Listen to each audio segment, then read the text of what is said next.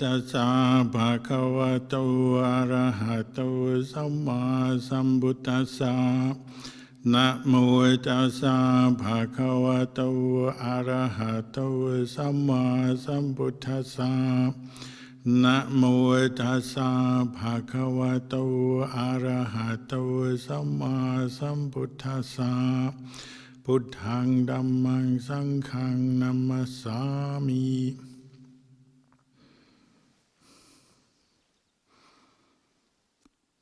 Good evening, everybody. Come together again to practice the Dhamma, to chant, meditate, and listen to the Dhamma.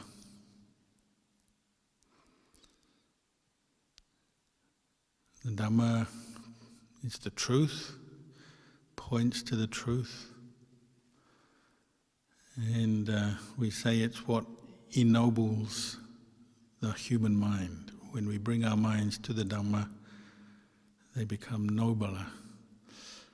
Noble means, in this sense, the higher qualities of the mind are developed when we see, understand the Dhamma, when the mind is with the Dhamma. So we have the Four Noble Truths, which again, when fully understood, practiced, penetrated, they ennoble the mind. They raise the mind up to a higher level. They bring out the finest qualities of a human mind by seeing the Four Noble Truths. That is, by understanding, knowing dukkha, sometimes translated as suffering, but could also mean unsatisfactoriness, discontent. There's a number of ways we translate that word because it is quite a broad word. What's not right with the world, a feeling of dis-ease, whatever way you want to look at it, it's what we're coming to understand in our experience as human beings, that part of life is bound up with dukkha, with suffering, and obstructed by suffering. But by coming to realize that, the Buddha pointed out this is what raises up the level of your mind. And the noble ones are those who have penetrated the Four Noble Truths, understood dukkha for what it is, and so they're not bothered by it anymore. They're not caught up in it, bound up in it. They've transcended it, gone above and beyond it. But to do that we have to understand the cause, samudaya, the cause of dukkha, craving and attachment, and that has to be abandoned in order to reach cessation of dukkha, nirodha. And what brings us to abandon the cause of dukkha is the path, magga. And that's what we're developing, cultivating. So it's a noble path, taking us from a place of suffering to a place of non-suffering. Taking the mind, or raising up the mind from a place where it's still coarse, deluded, angry, greedy, to a place where it's not greedy, not angry, not deluded. So the practice of Dhamma is a process that ennobles the mind for the one doing the practice.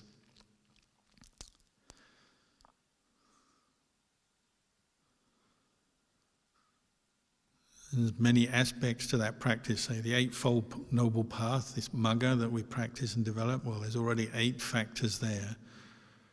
And it's a feature of the Buddhist teachings and the way the Buddha described the practice is that we're developing many different qualities, and all these qualities help support each other. There may be one or other quality we're particularly focusing on or developing at any one moment, or to deal with a particular problem or bit of suffering we're experiencing in our life, but each mental quality, and each good quality we're developing is supported by many others. It's a team effort, like many things we do in life, that we're dependent on other people to help us, advise us, instruct us, warn us. In the same way, in our practice internally, we're developing many different qualities that support each other, nourish each other, and can be the cause and condition for other good qualities to arise. So like you develop, we always talk about developing mindfulness, but mindfulness will also be a supportive quality for the arising of wisdom. And mindfulness itself often arises from things like this. Listening to the Dhamma makes you more mindful because you remember the Dhamma. When we're not mindful, we tend to forget the Dhamma. And when we forget the Dhamma, we suffer. When we suffer, suffering tends to bring suffering. So often we have periods in our life when we're kind of drowning in suffering. One negative thought leads on to another negative thought, and if there's no awareness arising, we can feel like we're just overwhelmed by that, and leads on to negative speech, negative actions that also bring further suffering back to us. And we all know that, the cycle of suffering creating more suffering. So this is what we're investigating and learning about in our practice. And of course, suffering is not something that's very pretty or nice, so we like to sweep it under the carpet, avoid it as much as possible, not investigate it would be best. Not have to think about it, not be involved with it. But if we're honest, if we don't look and learn from our suffering, then it's unlikely we'll ever transcend it, and we'll never reach this state of nobility or raise the mind up beyond the suffering. What you might sort of observe in our modern society is what we hold up as really valuable and useful to human beings is living in a way where you don't have to experience any suffering or the minimum suffering possible.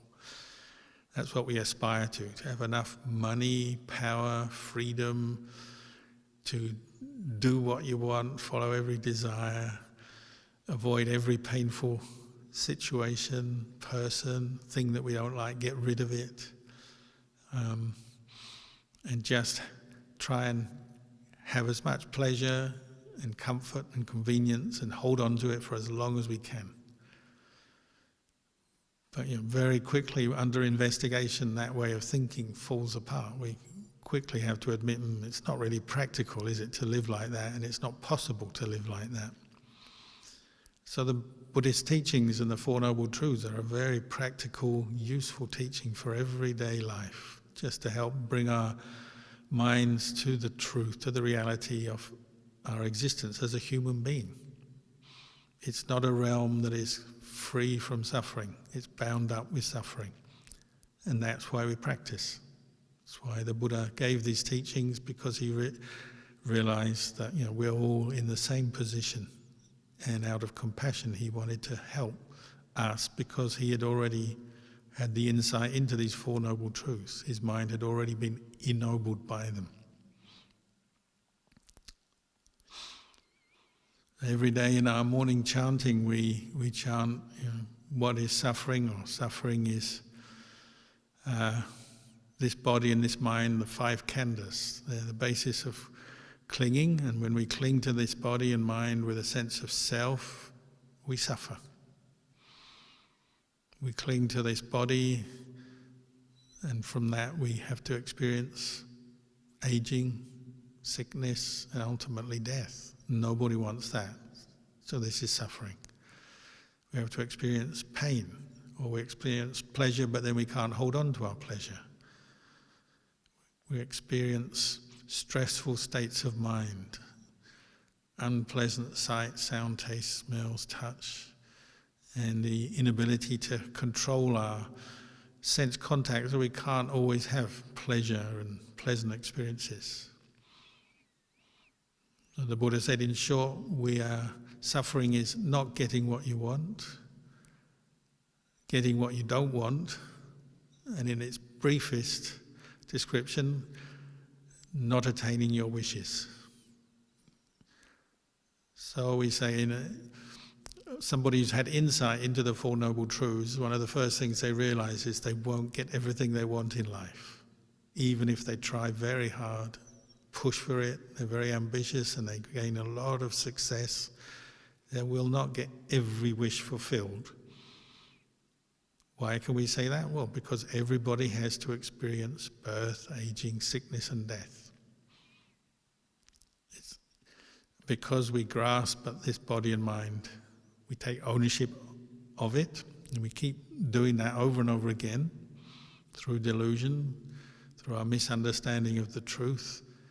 We keep suffering because we're grasping at something that cannot bring us lasting happiness, because it's impermanent, conditioned thing. Very simple truths the Buddha just kept pointing out over and over again, and you can use them almost like a mantra in daily life. Not getting what you want, getting what you don't want. Ah, yes, that's dukkha. But as soon as you reflect on it in that way, some of that personal identification disappears, or at least abates. It's reduced at that moment when you bring up a little bit of mindfulness and reflection. Oh yes, this is what the Buddha said. Not getting what I want. It could be, in any aspect of our human experience, you can apply that. Not getting what you want from other people, from yourself, from your body, from your job, from the world.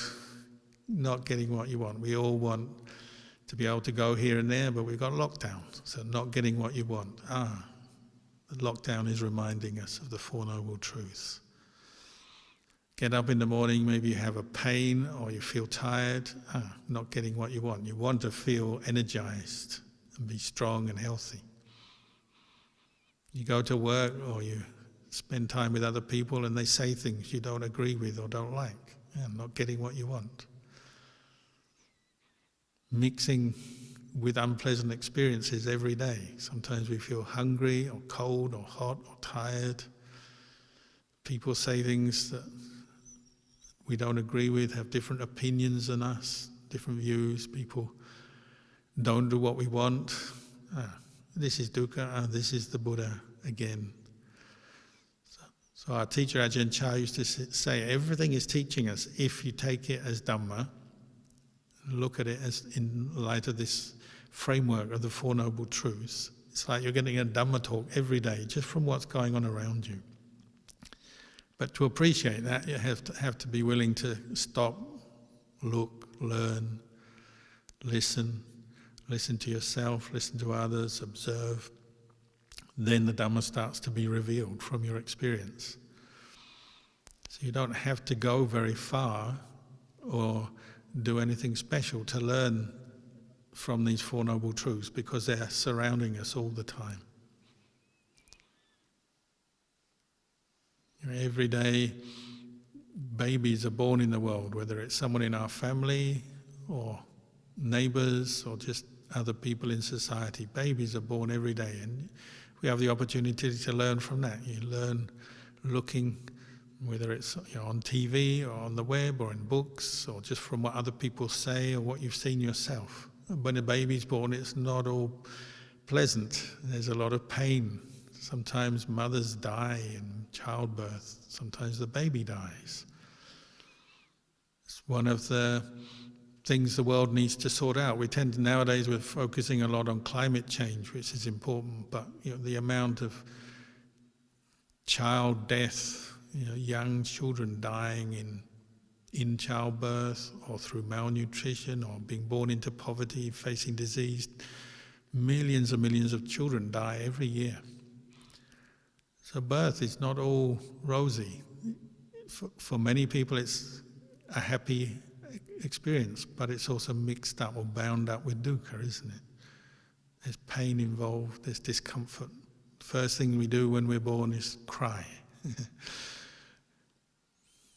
Just reminding everybody, when the baby cries, reminding them, oh, dukkha is part of our human experience. It's not all pleasure, it's some pain as well. But this is what we have to learn to reflect on as soon as we can. When we mature enough, we can establish mindfulness, listen to the teachings and reflect on this. This time of year, it's spring. In the forest, every kind of animal or bird is laying its eggs, giving birth. But it's tough. Some of the birds give birth, or maybe before they've even given birth, the eggs are already pinched by some other bird or other animal. Or when the young baby bird is born, it's in the nest and it's picked off by another bird or a goanna or a snake. You see it all the time, every year. Young things are killed by predators. And on a wider scale, babies and children are subject to disease, poverty, malnutrition. As we grow up, there's aging. Every day our cells are changing. With aging, the vulnerability of our body is exposed. So we're exposed to disease, hunger, tiredness, injury, accidents. And there can't be a single person in the world who hasn't experienced some form of accident, falling over. I can still remember when I was 4 years old, squashing my finger, getting my finger squashed in the car door by mistake. I can remember the scream, looking at my finger, thinking, wow, I'm never going to be able to use that again. Luckily, it recovered. But all of us have to experience at least small accidents, injuries, disease, illness. Comes with growing up, living in the world. Heat and cold, pleasure and pain. Then we have to mix with other people living in the world. Some like us, some don't like us. We like some people, we don't like some people. We have similar aims and beliefs and dissimilar aims and beliefs. We're all competing for the world, for the resources of the world, for jobs, for money, for different pleasurable experiences. Very difficult not to see other people as competition, getting in the way of your happiness. This is dukkha in all its form, not getting what you want, getting what you don't want. So the Buddha encouraged us to reflect on this. Use the Noble Truths. They're like a treasure, a noble treasure that the Buddha has given us, or at least he's pointed to where we can find it. He says, you just dig deep enough, you'll find them. You keep looking and learning from your experience, you'll find them. You don't have to go far. Sometimes when people come to my kuti in the forest and they see on my walking path there's a skull of a deer, nice antlers and a skull. They ask, why have I got that there? It's a reminder of the Four Noble Truths. It's a reminder of the Buddha, a reminder of impermanence, the impermanence of the body, the fact that we get older, we get sick, and we have to die.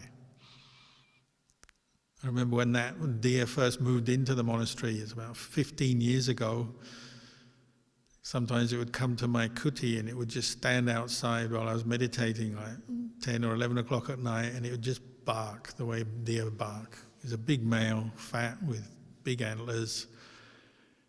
One time it just barked for half an hour, looking at me. I don't know why he was doing that. I think he was testing to see whether I had real samadhi or not. And then he walked off. And he was hanging around. He was the leader of the herd for many years, walking around the monastery. And then one day he got shot. But he didn't die. He must have gone outside the boundaries of the monastery. He got shot and then came back in injured. And so I noticed him one day wandering around, limping, looking sorry for himself. So he couldn't go very far after that. And then he had to gradually move less and less, and after a while he was just standing in one place. He couldn't move around anymore after many days, weeks. Then he had to move down to near the pond so he could get water. In the end he just sat down a few meters away from our pond, and that's it. He didn't move again. He's still alive. If you go near him, he couldn't run away. So he just had to endure his fear when people walked near him. And then he died. And he died, and very quickly the insects came, the birds came, the foxes and the wild dogs came. Everybody came and got a bit of the deer. Eventually, all that was left was the head and the antlers and a few other bones. And so one of the monks collected the head off, the skull, and then the other bones disappeared. So where that deer died, it's only a short way from Maikuti, it's completely disappeared now. It's just earth. Nothing left, and that's only a few years ago. So every time I look at that skull, I say, that's going to happen to me one day. I'm going to be dead, and then there'll be absolutely nothing left, just disappear. I don't have any antlers, so I don't think anyone's going to put my skull anywhere and keep it. But that's what happens to human beings. We die and then we totally disappear. And that's a reflection on the Dhamma, on the Four Noble Truths. Everything is impermanent, and you're not going to get what you want, because what we want is to live forever. Not getting what you want is suffering. Getting what you don't want is suffering. In short, not getting your wishes fulfilled is suffering. And this is why forest monks often, they say, remember, you're just a collection of bones and elements. Because it brings you down to earth, literally. Removes some of that conceit and all the desires and the craving and attachment we get caught into. Because when we get caught into desire, what we like, what we want, what we don't want, we forget the Four Noble Truths. It wouldn't be a bad thing just to recite a teaching or a sutta every day on the Four Noble Truths, just to remind yourself, suffering, its cause, the cessation of suffering, and then there's the path. And the path comes down to training this mind every day, becoming more aware of the Four Noble Truths as they manifest in your experience. And it's beautifully simple. The wisdom of the Buddha, he could expand and on the Four Noble Truths and expanded to the point where he made 84,000 Dhamma teachings. But at the same time, he could reduce it all down to the Four Noble Truths. Everything fits within the Four Noble Truths, just like all the footprints of the creatures in the forest fit in the footprint of the elephant. So we really don't need to go very far or do anything very special or difficult to practice what the Buddha taught. But we do have to be mindful and keep remembering and then investigating, developing wisdom. When we're truly being kind and compassionate to each other, what's the kindest thing you can do to someone is help them to see the Four Noble Truths, where they're going wrong in their thinking. And why do we suffer? It's because we forget the Four Noble Truths. We forget to look at our own craving and attachment. So when we suffer, we tend to go out from the mind and blame someone else and say, I'm suffering because of them. The Buddha pointed out very clearly, that's not correct. We're suffering because of our own delusion, craving and attachment, our own wrong thinking. Every day we have to come back to that. So it's a very maturing kind of practice to be humble and bring out that sense of responsibility for one's own suffering and say, I did this to myself. Because the easiest way is to look at others and say, it's because of them that I'm suffering. But the more you practice mindfulness, the more you investigate, you say, it's not true at all, is it? The feeling of suffering arises within your own mind and body, whether it's physical, emotional, or just negative thoughts, they arise within you. And nobody else is causing that. You're doing it. You're allowing it to happen. So when you suffer, really it's because you are allowing yourself to suffer. It's a form of indulgence. It's sad, but we do it. We do it to ourselves. So the Buddha himself had this insight. He'd actually had this insight for many, many lifetimes as what we call a bodhisattva, building his parami, helping people for many, many lifetimes, always coming back to this simple reflection that we suffer because we are deluded, because ignorance is covering over our mind. We attach to the sense of self, we identify with our thoughts, our views, our opinions, our perceptions, and they keep tricking us and causing us suffering over and over again. So he practiced that, perfecting it not only so he could understand it himself, but also so he could teach it to others. It's not easy to get others to see it, but the Buddha was pretty amazing in doing that. He was able to not only understand for himself, but at least hand on the spark, the light to others so they could start teaching themselves as well. They say when we see any moment, any time, whether it's just for a moment or for a short period of time that we see the Four Noble Truths, it's like at that moment we become a true refuge to ourselves. In so much of our life we're looking for other people to solve our problems, help us out.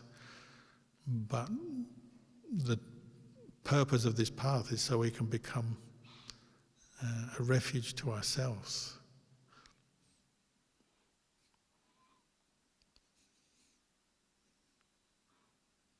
You could say it's the kindest, the most compassionate thing you can do for yourself, for the world, is to investigate and come to understand the Four Noble Truths. And this gives rise to wisdom. It's one of the ways human beings can liberate themselves from suffering and its causes. The Buddha called it metta panya vimutti. Vimutti means liberation, freedom. So developing true goodwill. You need to develop panya and metta together, because metta, kindness, panya, wisdom, these two qualities balance each other, support each other. Sometimes metta can be more metta avijja than metta panya. And metta avijja means we indulge ourselves too much.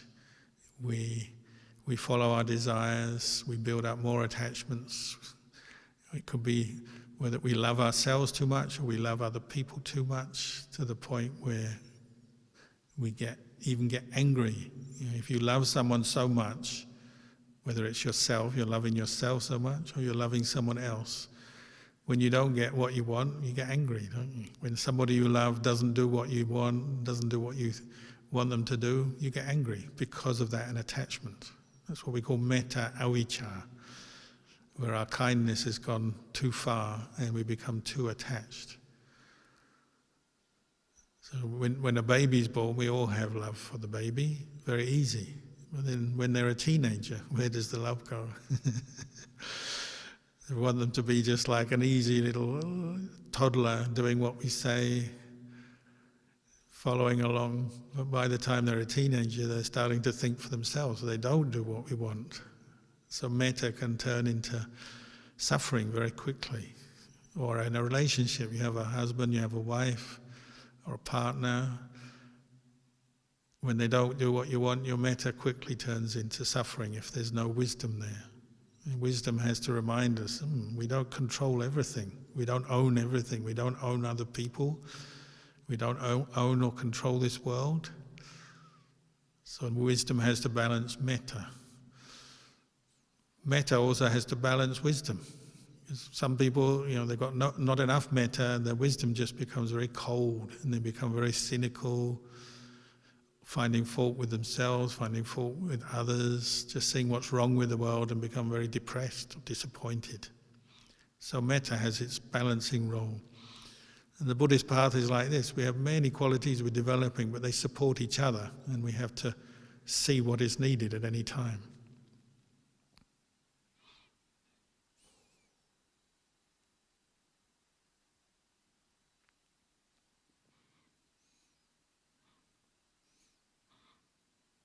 When you live in a monastery, you see this all the time. You see people kind of swing between the one and one from the other. Sometimes they have metta, but then the metta becomes dislodged by situations and people and things. Then they need to bring it back up again. Sometimes they have wisdom, sometimes they lose it, or their wisdom just makes them very critical of everyone else. People, when they study a lot, they know a lot. And they can find fault with everything in the world around them. If it's in a monastery, then people find fault with each other, like the way other people behave, the way they talk. Because in the monastery we have a high standard of discipline. We have many rules. Training as monks, so people can easily, when they lose their metta, then the rules just become like weapons for judging other people, putting them down. Sometimes we don't realize it's because we ourselves are feeling insecure, so we feel the only way to build up our sense of personal value is by putting other people down, finding fault with them. So we need metta to balance wisdom when it's like that.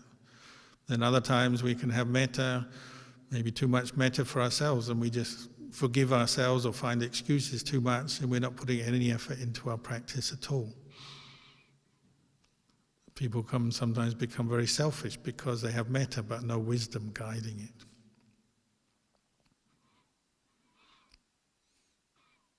When you live in a monastery, you get to see the whole range of human behavior, from the very good, sometimes to the very not good, and everything in between. We have a saying, we want devas, not divas. Because a deva, that's somebody who has a sense of appreciation of karma and the consequences of karma. They're humble, they're trying to learn, teach themselves to let go of their greed, anger, delusions. They're very easy to live with, easy to teach. They don't ask for much, they're very supportive, very helpful. And then there's the divas, who want lots of attention, want everybody to do what they want, which is impossible in a monastery because it's a place where you live as a community. The way you can successfully live in a monastery is follow the Dhamma Vinaya, which is impersonal. It's not favouring or taking sides with anyone. It's just what it is. Dhamma and Vinaya, Four Noble Truths, Eightfold Noble Path. There's no person in that. These are teachings of wisdom that we can realise. But when we forget that, then we become more like the diva. So when we don't get what we want, we're upset, we cry, we complain, criticise others. So we want more devas, less divas. This is what the practice teaches us. Everybody has to learn from this. It's not like there are those people who are born and they have no problems. When we're suffering, we tend to do that. We look outside of ourselves and we think, it's all right for them, they've got everything, they don't have any problems. It's not like that. Even the Buddha had to deal with these kind of problems. Some people liked him, some didn't. Some people were rivals to him, jealous of him, competing with him. Some people tried to kill him. Every kind of problem you can imagine. But the Buddha always used the Four Noble Truths. That's his refuge. Come back to that. There's suffering. Where does that come from? Or following that craving, the desires that come when you're not mindful, you're not getting what you want. You suffer, you complain. But if you're mindful, you just know, I didn't get what I want this time. There are causes, there's conditions that have led to that. So if somebody criticizes you, the Buddha say, you'd think, is this true or not? It's not true, well, no need to spend a lot of time dwelling on that. If it's not true, it's not true. It must be old karma coming back. Sometimes people try and claim the Buddha was teaching the wrong Dharma, teaching people to attach, teaching people, they'll try to get the Buddha angry. Sometimes they're saying that the Buddha is a false teacher, he really doesn't keep the precepts, teaching people the wrong things. But he always would come back to the Four Noble Truths. Is this bringing suffering up in my mind? And practice mindfulness, equanimity, and let go. So we have to follow the Buddha's example. All the teachers I've lived with or I can remember or know about all had to follow the same, meet with the same problems. Ajahn Chah, many times people would criticize him, get jealous of him, misunderstand him, put him down. he said you'd always see it as Dhamma, rather than just taking it all personally, the way, the unenlightened mind will always take it personally. They're criticizing me, so I'm going to get angry, blame them, seek revenge, try and get back at them. He said that's the way of delusion. He would stop and say, what they're saying, is it true? If it's true, then you have to accept that it's true. If it's not true, well, it's not true. No need to get angry. If you expect everyone in the world to like you and say things and agree with you and do what you want, you're definitely going to suffer, because it doesn't work like that. As long as we have this attachment, identity, sense of self, then we fall into the delusion of trying to control everything and get what we want. And then when we don't get what we want, we suffer, we get angry, upset. We can't do that.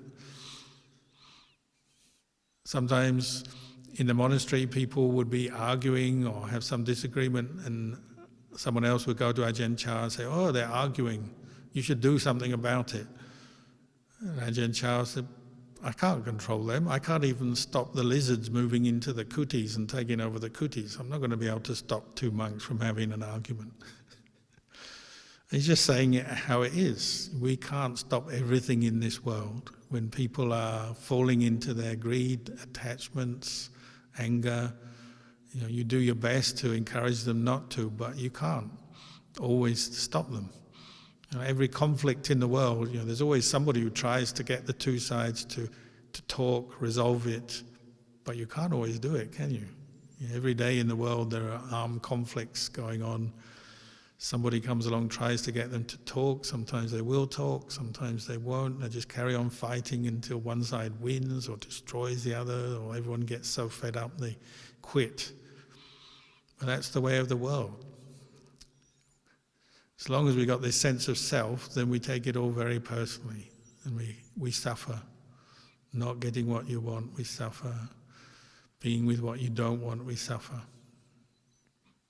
The mind of the Buddha, the mind of the enlightened one, sees it all as Dhamma, Four Noble Truths. Sometimes it seems the greater the practitioner, the greater their wisdom, the greater their kindness, the greater the obstacles. The Buddha himself, as I said, people even tried to kill him. They're so jealous, so upset by his success. In Thailand, there was one monk we think of a lot, it's Kruba Siwichai.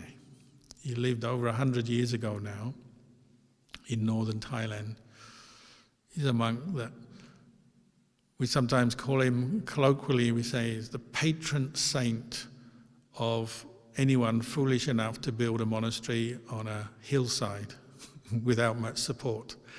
Because during his lifetime he built and renovated hundreds of monasteries and chedis on hillsides and hilltops through northern Thailand. He's famous for really giving a big boost to Buddhism 100 years ago in northern Thailand. And you'll see his picture all over the place, and everybody knows his name, even in this day and age.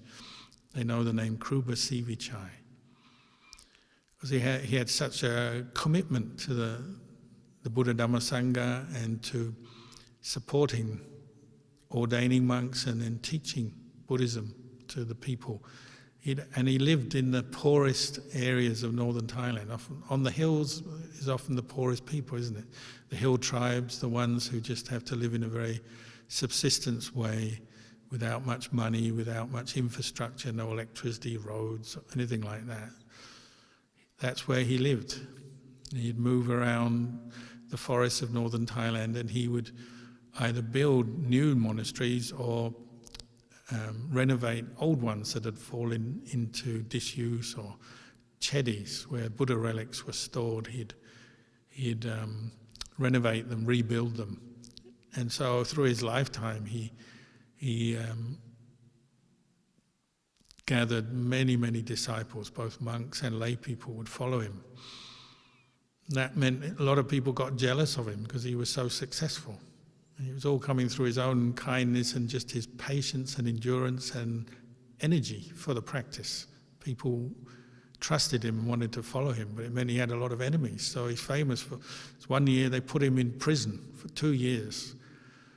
And that was the local monks and the local government officials basically were jealous of his success, so they put him in prison. But that didn't stop him. He just carried on doing his practice while he was incarcerated, and everyone outside just waited for him because they knew he was innocent. He was a good person.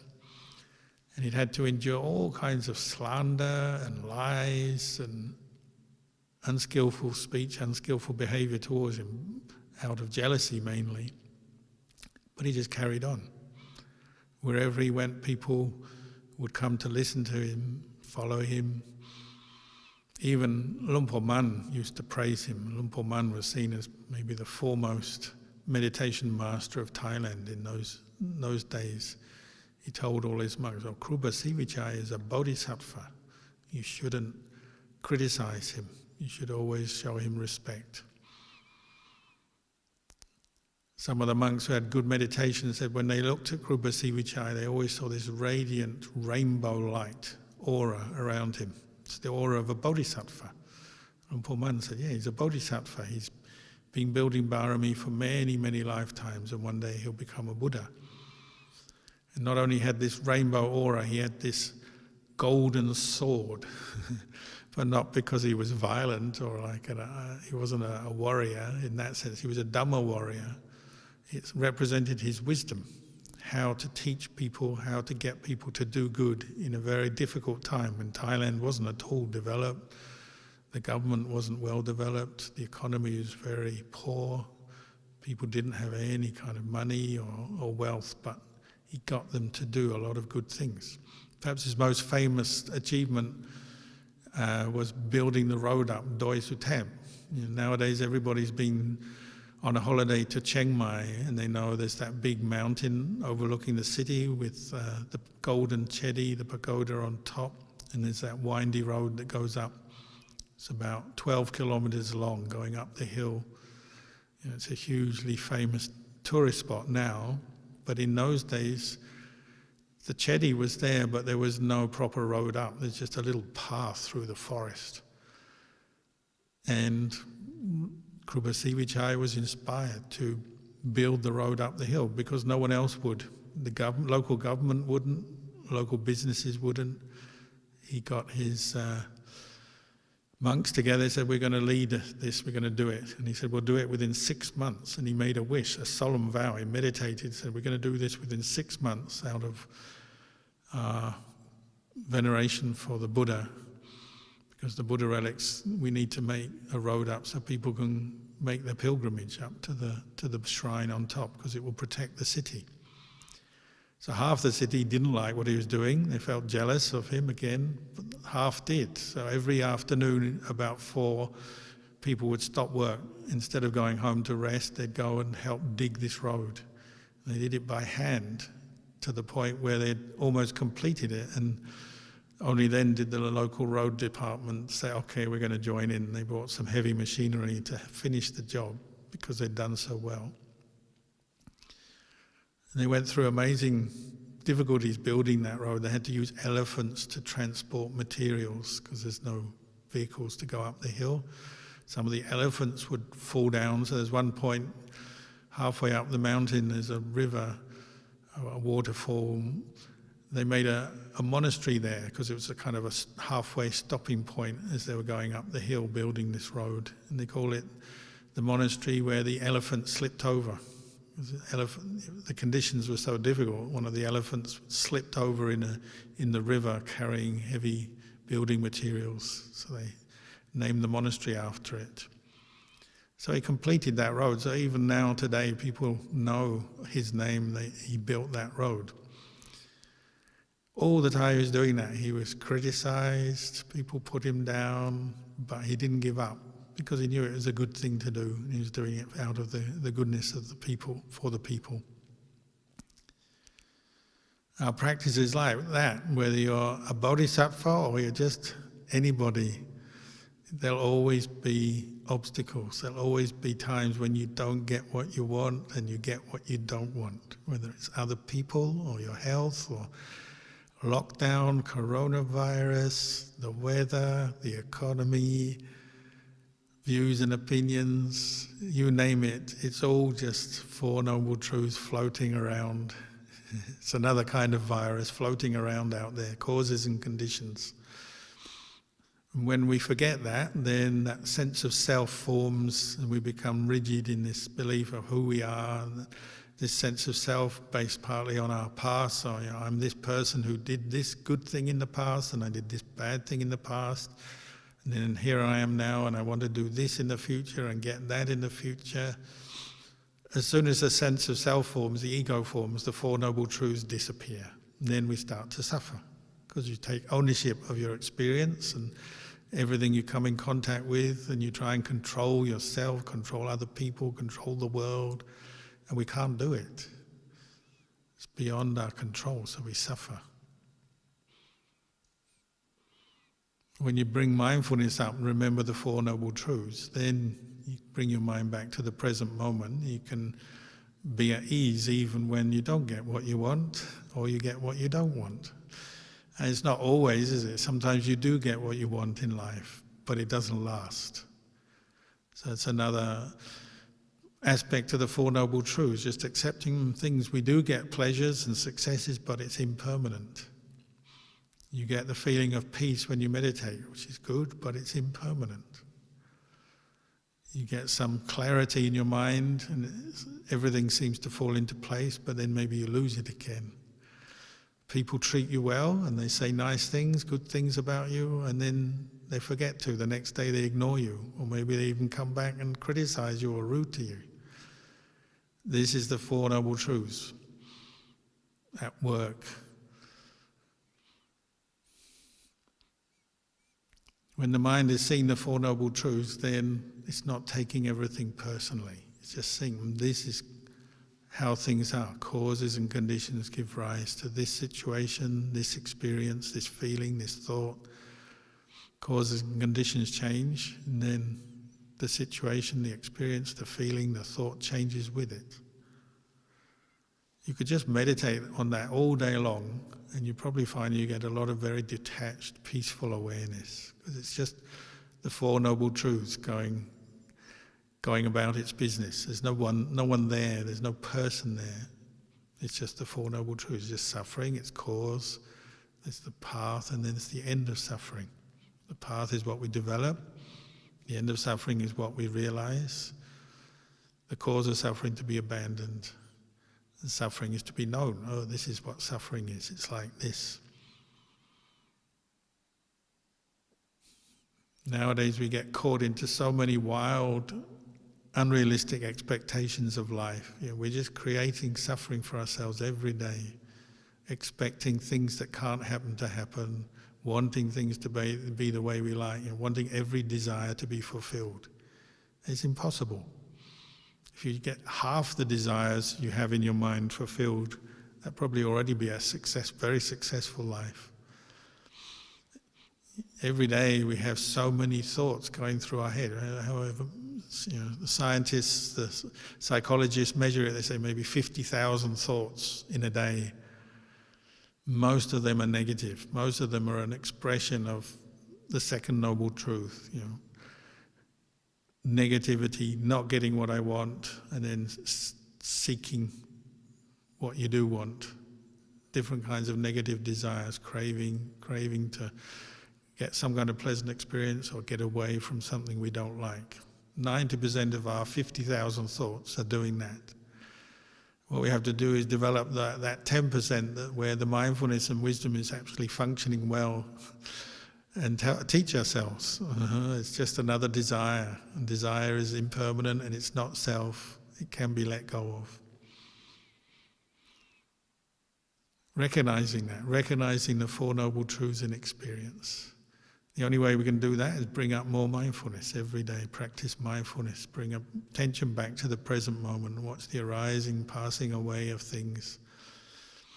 You build your house and then you watch the birds build their nest under the eaves and the insects move in, and then you have some kids, and the kids bring their friends back home, and this person comes and that person comes, and that's life, isn't it?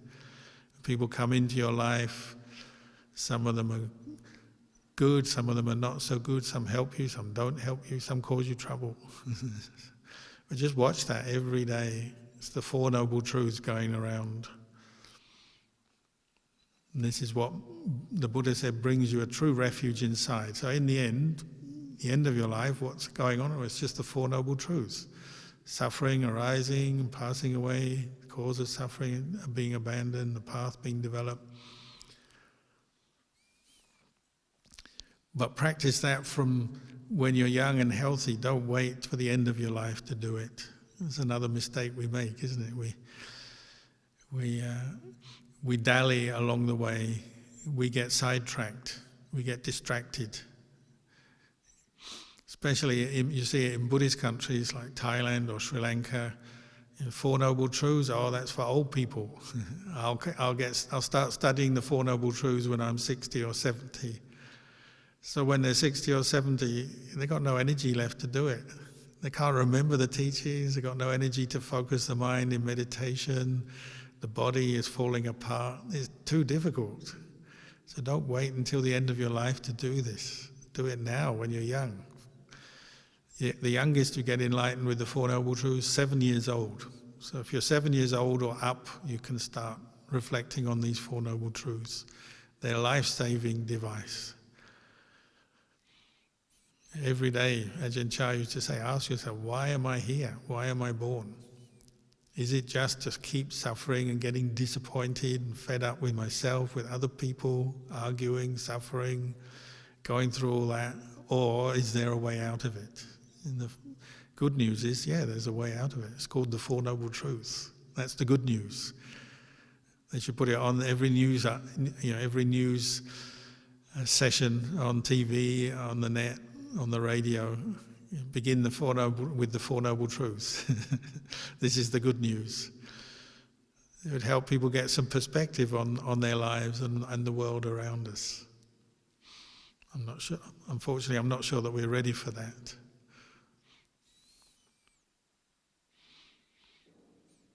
So, giving you some encouragement with your practice tonight. Encourage you all to keep coming back to those Four Noble Truths and really see them within your own heart. You can see them, of course, in other people's behaviour, but not much. Mainly, you'll come to understand them in your own heart, your own experience. That's where you become a real refuge to yourself. So, I wish you all success in that. May you find peace, wisdom, understanding, and may you be healthy and strong.